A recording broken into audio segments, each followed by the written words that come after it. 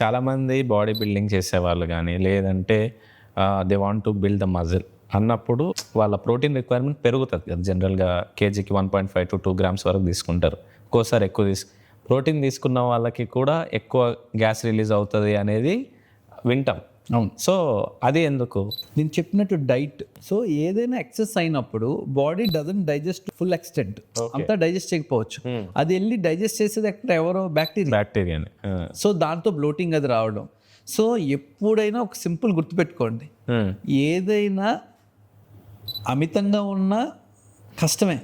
అది ప్రోటీన్ అవ్వచ్చు, ఏదైనా అంతే. అంటే ఎప్పుడైనా మీరు తీసుకునే ఆహారం సరిపాలలో ఉండాలి. కార్బోహైడ్రేట్స్, ప్రోటీన్స్, ఫ్యాట్స్ ఒక సరిపాలలో ఉంటే అదొక ప్రాపర్ కాంపోజిషన్. అంతే తప్ప నేను కార్బోహైడ్రేట్ ముట్టుకోను, కేవలం 100% ప్రోటీన్ తీసుకుంటానంటే బాడీకి కూడా సూట్ అవుతుంది. అది సో మీరు అదే కరెక్ట్ కాంపోజిషన్లో తీసుకున్నారనుకోండి, అది మీకు ప్రాబ్లం చేయదు ఎప్పుడు.